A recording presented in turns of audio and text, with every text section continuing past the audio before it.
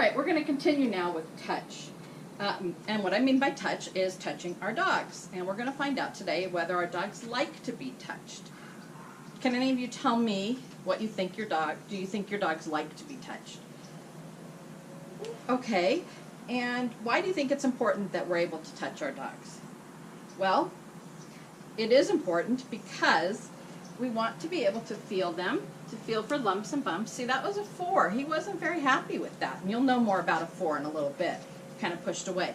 And for Oscar, it's not that he didn't like the touch so much as he didn't like the timing of the touch. He wants to work. Down. Good. Wait. Anyway, we care about touch for a lot of reasons, but most importantly so that we can get the health care for our dogs that they need, can get them to the veterinarian, allow the veterinary staff to do what they need to do, and also so that we can find out what's hurting them or what's bothering them.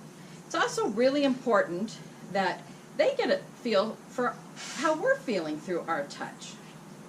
Now, how do we touch our dogs? For this exercise, you don't want to touch them too hard, and you don't want to touch them too soft. You know how something might tickle you if it's too soft? Well, it might tickle them as well. But we have to take into account a couple of things. And what do you think would be the difference between, say, Oscar and a dog that doesn't have hair? Right, you have to touch Oscar a little bit harder to get through the hair so he can feel your touch.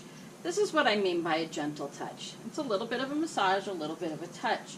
We don't want to do it hard. Why wouldn't we want to do that?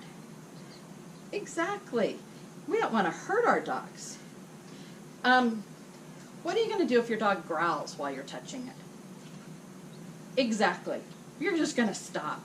We don't want anybody getting hurt. We don't want anybody getting bit, and we certainly don't want to upset the dog. So if the dog tells us they don't like it, we're going to stop.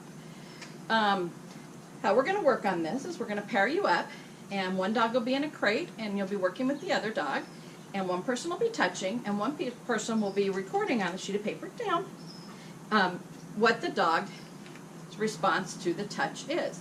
We're going to start with their nose or their muzzle, and we're going to work our way to their tail.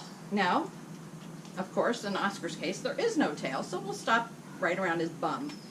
And we're going to do a very gentle touch, and we're going to record from 1 to 5 whether they like the touch. 1 being they love the touch and they're pulling into you. 5 being growl, we stop, okay? So let me demonstrate. So when you come up to his muzzle, you're going to touch very gently. That's probably a 3. He's not crazy about that, at least today. And that does change from day to day. And then we'll go and we'll move on. And that's probably a 2 or a 1. He's kind of moving into it, not away from it. If you were to touch some dogs' feet, they might not like that very much. It might be a 3 or a 4. Anyway, I'm going to let you guys go ahead and start this activity. And I'm going to be wandering around in case you need any help or you have any questions. Good boy. Oscar, GoPro, stop recording.